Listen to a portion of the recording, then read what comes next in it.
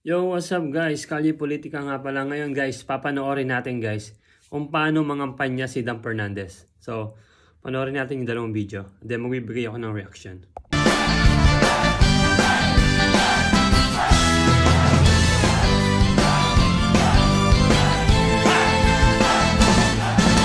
Ayun po, bakit po kami narito? Kasi gusto po namin na ako bilang tatakbo pong gobernador, humingi po ako ng suporta sa inyo. At ako naman, bilang gobernador, may dala akong biyaya o magbibigay ako ng benepisyo sa inyo. Hindi kayo uuwing luhaan. Uuwi kayong may dalang pera. Aside doon sa bibigyan po ni Congressman Don Ronain, ang inyong pong lingkod, pero natin personal, ibibigay ko sa inyong lahat. Pero maganda rito, hindi pa po tayo gobernador, nabibigay na po kami ni Don pag po siya congressman. Lalo higit, pag siya na naging congressman, ako naging governor, si Vice Governor na magiging Vice Governor de Normante, triple ang ibibigay namin sa inyo! Okay po ba yun? Okay! So yun guys, napanood nyo na nga yung dalawang video. No? Yung unang video guys, naglalabas si Dan Fernandez. No? So, walang masama doon guys. Sa ginawa ni Dan Fernandez, walang masama yon. Yung paglalaba, tumutulong sa paglalaba. Walang masama doon. Kaso ang problema guys, eleksyon. Sa tingin nyo ba guys, kung hindi mag-e-eleksyon guys, gagawin ba ni Dan Fernandez yan? Diba hindi? So, ano lang yan? Hindi yun to. Parang si, ano yan eh, parang si Marojas guys. Naalala si Marojas, yung gumaganon, nagta-traffic, no? Ganon din yan guys. No? Mga pakulo sa eleksyon. No? So, tingnan natin guys kung mananalo si Dan Fernandez sa lalawigan namin, no? Sa Laguna. No? So, okay, laba lang siya, laba. Tama yan, Dan Fernandez. No? So, tama yung ginagawa mo. Kaso, election ngayon eh. So, alam naman namin na nagpapakita ka lang, nagpapabango ka lang sa tao. So, hindi mo kayo maloloko, Dan Fernandez. Tapos pangalawa guys, no? Yung sinabi ni Dan Fernandez, okay, mag-alala, may pera kayo. Pag siya nanalo ng gobernador, triple ang pera, ang ayuda. No? So, anong masasabi ko rito? Tayo mga taga Laguna guys, no? Hindi na tayo bububutante. No? Matatalino tayo. Pag binigyan tayo ng pera, tanggapin natin. Pera natin yan. Hindi pera ng ano yan. Hindi pera ni Dan Fernandez yan. Tanggapin natin. And then, alam naman natin na niloloko lang tayo eh. Binibili tayo sa pera eh, di ba? So, tanggapin nyo yung mga ayuda yan. Tanggapin nyo lang natin yan. Kasi niloloko tayo. So, lolokohin din natin. Tatanggapin natin yung pera, pero di natin iboboto.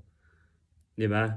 So, ganun lang guys. Kasi alam nyo naman, pag ang politiko namimigay ng pera, asahan nyo, babawiin yan. No? So, kasi, ang tunay na politician guys, no? Hindi yan nagpapakita ng ano, hindi yan nagpapakita o namimigay ng pera lang. Ang pinapakita niyan guys, alam mo kung ano? Pagmamahal sa bayan, pagmamahal sa lalawigan, aruga, no? Imbis na pera ang binibigay, opportunity. No? Pati ang ibinibigay guys, imbis na pera, solusyon. So yung pera guys, pwede yan. Solusyon ng pera talaga. Pero temporarily yan guys eh. Ang kailangan talaga ng mga kababayan natin na sa Laguna, na opportunity. Ang daming mahihirap sa Laguna. Ang laki ng income ng Laguna, pero madami pa rin mahihirap. Ano? Walang mga trabaho guys. No? Pagbigyan natin sa Binyan, Santa Rosa, no? Along the way ng Laguna de Bay, sa gilid niyan guys, puro squatter yan. No? So yan, karamihan diyan mga walang trabaho. Ano nagiging trabaho ng mga kababayan natin nasa Laguna? Karamihan nagiging pusher. Na-stop nga lang ang mga pusher diyan, ang mga adik nang umupo si Pangulong Duterte. Halos lahat ng mga adik guys nagtabaan. No? Nagparehab yung iba. Yung iba tumigil na talaga. No? Iba pa nga nagpapasalamat eh. Papasalamat kay Pangulong Duterte at naging Pangulo. Kung hindi sila makapagbago, hindi sila makakuha ng trabaho. No? So, kailangan talaga guys, opportunity. Madami namang kumpanya sa Laguna.